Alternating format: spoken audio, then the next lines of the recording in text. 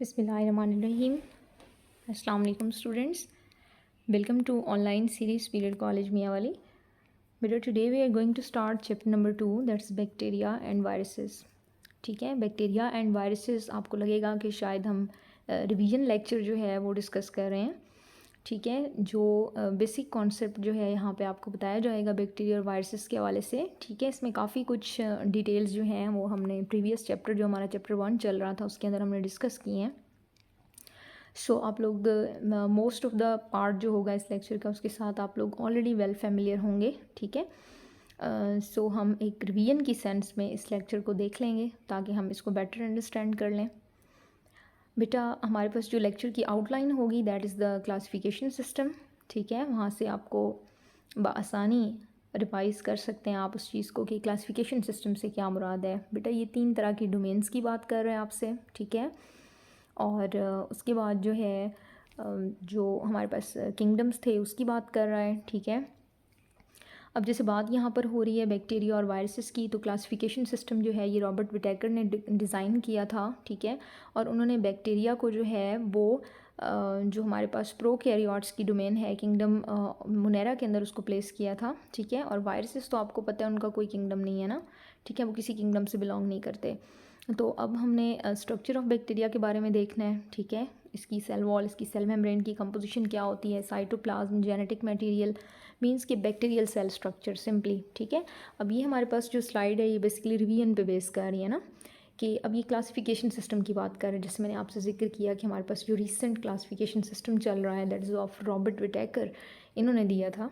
ठीक है, इसके अकॉर्डिंग हमारे पास जो है ये 5 किंगडम्स थे और ऑर्गेनिजम्स को यहाँ पे हमने एवोल्यूशनरी हिस्ट्री की बेस पे जो है वो रखा हुआ था, यानी सिंपल से कॉम्प्लेक्स की तरफ जो सीक्वेंस चल रहा था उसके अकॉर्डिंग हमने इसको वहाँ पर प्लेस किया था। ठीक है, according to this classification system जो हमारे पास प्रोकैरियोट्स थे सारे उसको हमने किंगडम मुनेरा के अंदर शामिल किया था, यानी बैक्टीरिया का किंगडम हमने डिसाइड किया था कि किंगडम मुनेरा होगा। ठीक है, और बैक्टीरिया जो है हमारे पास ये आर्किया से एक डिफरेंट डोमेन जो है वो लेके जा रहे थे, उसको हमने डोमेन बैक्टीरिया का ही नाम दिया था। अब बेटा 5 किंगडम क्लासिफिकेशन सिस्टम के अकॉर्डिंग जो 5 किंगडम थे हमारे पास that was kingdom Monera, Protista, Fungi, Plantae and Animalia. ठीक है, इन 5 किंगडम्स में से हमारे पास जो प्रोकैरियोट्स का किंगडम है वो सिर्फ एक है, मुनेरा। रिमेनिंग जो हमारे पास 4 हैं वो क्या करते हैं, वो डोमेन यूकैरिया के किंगडम कंसिडर होते हैं। जहाँ तक बात आ जाती है वायरसेस की, तो वायरस बेटा किसी किंगडम में भी नहीं आते।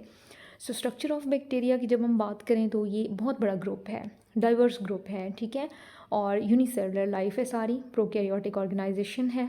ठीक है, अब बेटा बैक्टीरिया के बारे में एक चीज़ आपने याद रखनी है, मैंने जैसे आपसे कहा कि ये रिवीजन ही लगेगी हमें जो सारी बातें होंगी। तो बैक्टीरिया जो है हमारे पास ये हार्मफुल भी हो सकते हैं और बेनिफिशियल भी हो सकते हैं। ठीक है, तो बहुत बड़ी एक हमारे पास क्लास है।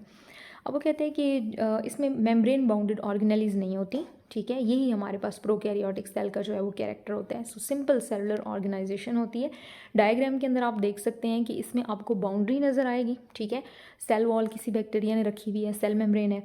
ठीक है, या कोई फ्लैजिला रखा हुआ है। ठीक है, अंदर जो सारा मटेरियल है वो साइटोप्लाज्म के अंदर स्कैटर्ड फॉर्म में बिखरा हुआ जो है वो पड़ा हुआ है, उसमें कोई प्रॉपर ऑर्गेनेलीज आपको नज़र नहीं आ रही, लेकिन ऑर्गेनेलीज के अंदर जो मटेरियल होता है ना वो सारा बेटे इधर साइटोप्लाज्म में मौजूद है, तभी तो ये एक सेल के तौर पे काम करता है ना। ठीक है, मतलब कि आपने ये देखना है कि ऐसा नहीं होता कि जो हमारे पास बैक्टीरियल सेल होता है उसमें यूनिसेलर जो दूसरा सेल होता है यूकैरियोटिक उसके मुकाबले में कोई चीज़ मिसिंग होती है।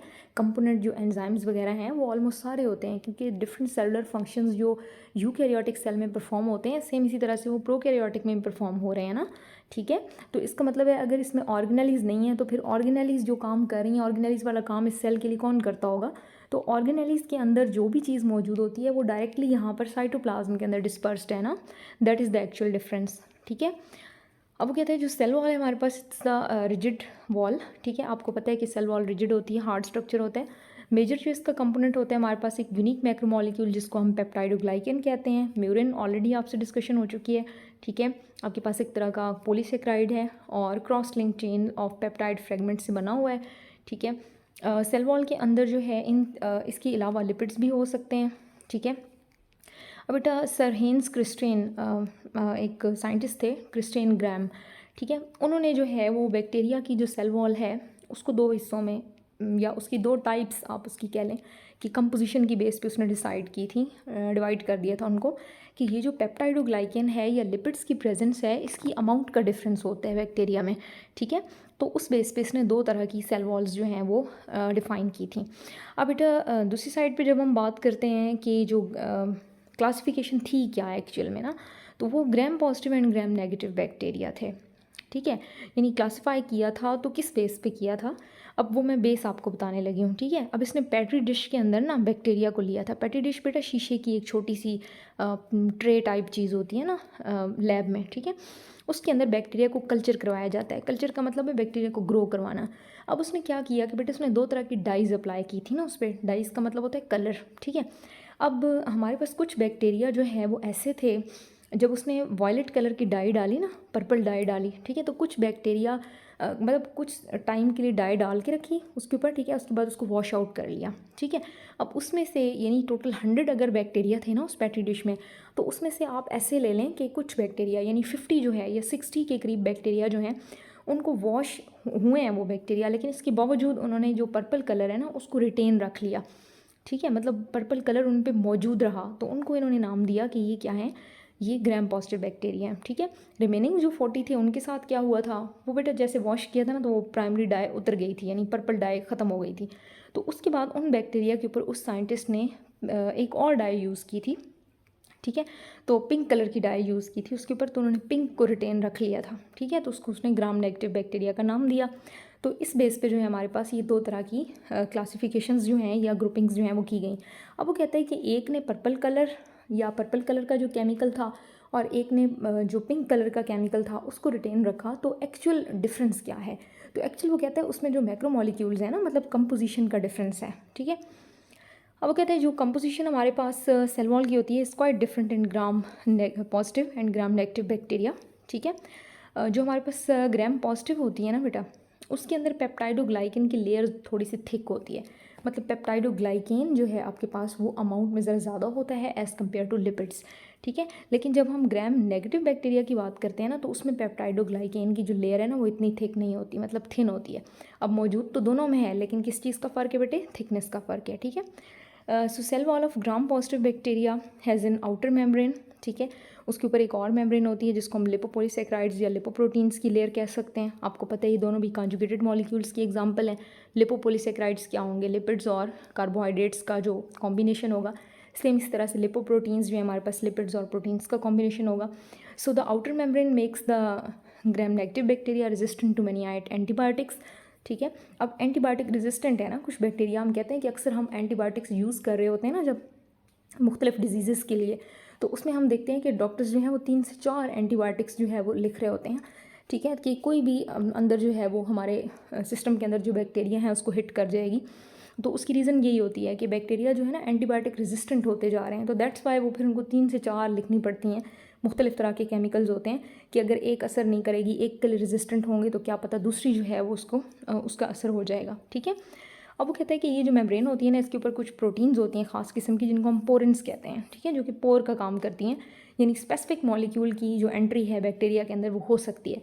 तो अगर वही स्पेसिफिक मॉलिक्यूल जो मैंने कहा कि वो एंटीबायोटिक अगर उस पोरेन प्रोटीन से गुजरने में कामयाब हो गई, तो ऑब्वियसली वो जाके उसके सिस्टम को हिट करेगी और बैक्टीरिया क्या हो जाएगा, वहाँ से ख़त्म हो जाएगा, ठीक है।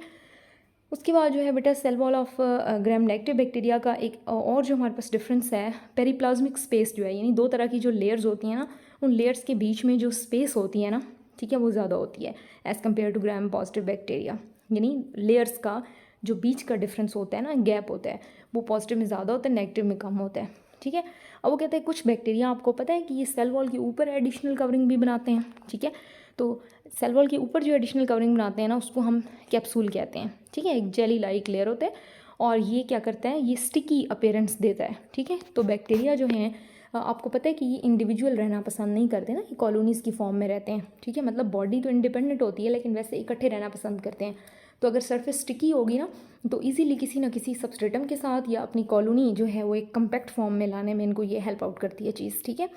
उसके बाद हमारे पास आ जाती है सेल मेम्ब्रेन। आपको पता है कि बीनीथ द सेल वॉल जो है हमारे पास ये चीज़ मौजूद होती है।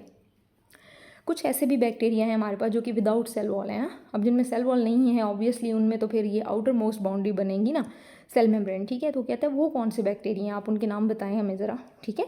तो उसकी एग्जांपल जो है आपने एमसीक्यूज़ के लिए भी याद रखनी है, मैंने प्रीवियस लेक्चर में भी इसका जिक्र किया था। इसमें आते हैं बेटा माइकोप्लाज्मा एंड सार्कोप्लाज्म, ठीक है। ये ऐसे हमारे पास बैक्टीरिया हैं जिनके ऊपर सेल वॉल, कैप्सूल, स्लाइम वगैरह कुछ भी मौजूद नहीं होगा। सेल मेम्ब्रेन जो है इनकी आउटर बाउंड्री होती है। एक चीज़ और आपने याद रखनी है कि जो प्लाज्मा मेम्ब्रेन होती है हमारे पास या सेल मेम्ब्रेन होती है बैक्टीरिया की, उसमें स्टीरोल्स नहीं होते, मतलब कोलेस्ट्रॉल नहीं होता।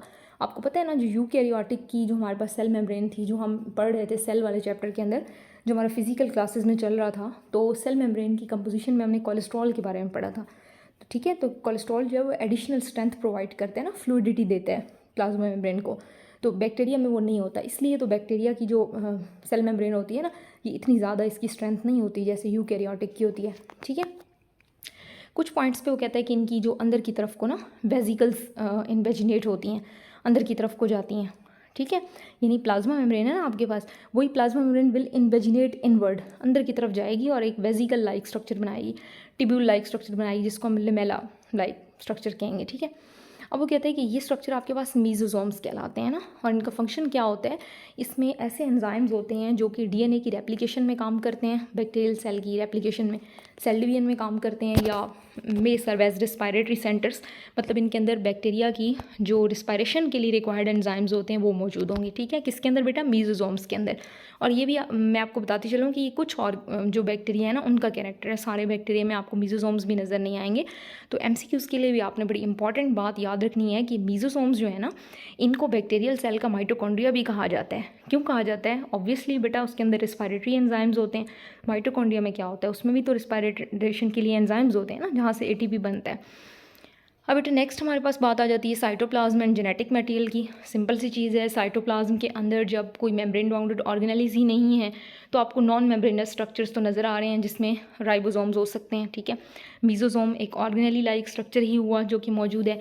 न्यूक्लियाइड, न्यूक्लियस तो उसका नहीं होता, लेकिन क्रोमेटिन मटेरियल जो कि सेंट्रल पार्ट के अंदर मौजूद होता है उसको हम न्यूक्लियाइड का नाम देते हैं ना। साइटोस्केलेटन भी इसमें नहीं होता, ठीक है। राइबोसोम्स फ्रीली डिस्पर्स्ड फॉर्म में होते हैं। जाहिर सी बात है, जब एंडोप्लाज्मिक रेटिकुलम नहीं है तो वो फिर किस चीज़ के साथ अटैच होंगे, तो वो स्कैटर्ड फॉर्म में आपको मिलेंगे। हाँ, सम जो है वो are attach with the plasma membrane as well, ठीक है।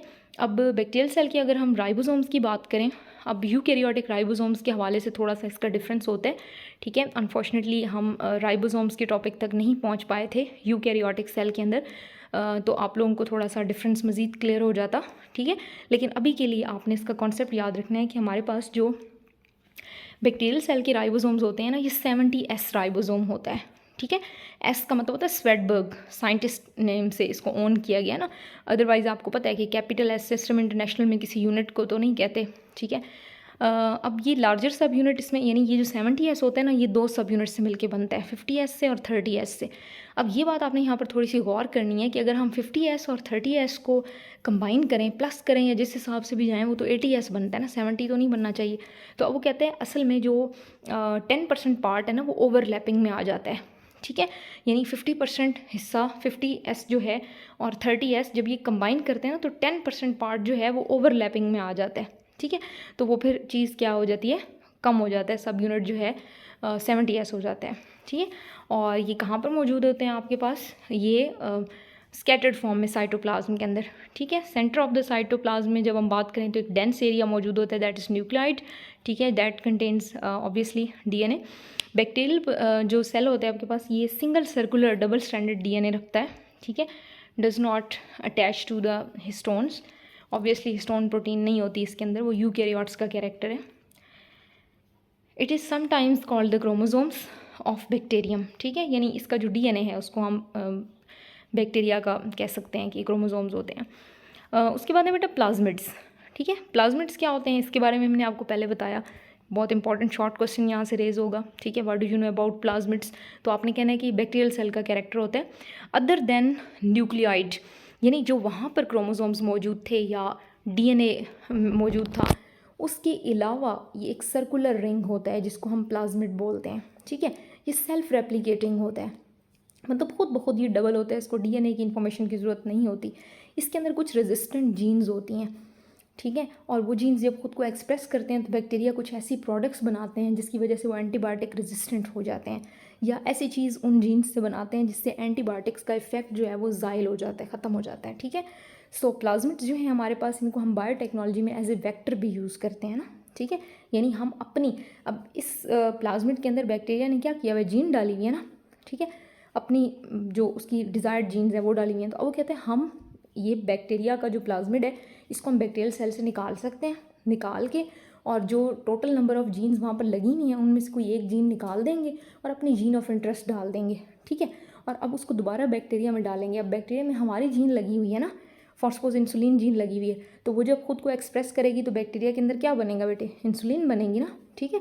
तो अब वो कहता है कि इसको हम क्या करते हैं बायोटेक्नोलॉजी में एज ए कैरियर यूज़ कर सकते हैं, वेक्टर के तौर पे यूज़ कर सकते हैं। तो वेक्टर क्या होता है, या कैरियर होता है ना, वो किसी चीज़ को उसने कैरी किया हुआ है, तो प्लाज्मिड हमारा वेक्टर बन सकता है। हमारा वेक्टर कैसे है, उसने हमारी जीन को लिया हुआ है, ठीक है। तो अब बैक्टीरिया चूँकि रेप्लिकेट तेज़ी से करते हैं ना, तो इसलिए एडवांटेज होता है कि हम ज़्यादा तेज़ी से जो है वो इंसुलिन की प्रोडक्शन करवा सकते हैं, क्योंकि उसका जो कंजम्पशन का रेट है हम जैसे देख रहे हैं कि बहुत ज़्यादा हो गया, ठीक है। तो जेनेटिक इंजीनियरिंग आपको पता है इस टूल पे काम करती है कि कम टाइम में ज़्यादा चीज़ जो है वो हमें हासिल हो जाए, ठीक है। तो ये सिलेक्टेड जो हमारे पास जीन्स होती हैं और स्पेसिफिक प्रोटीन सिंथेसिस के लिए हम क्या करते हैं, प्लाज्मिड्स को इस्तेमाल करते हैं, ठीक है बेटा। So that was all about the lecture. Thank you so much students, अल्लाह हाफिज़।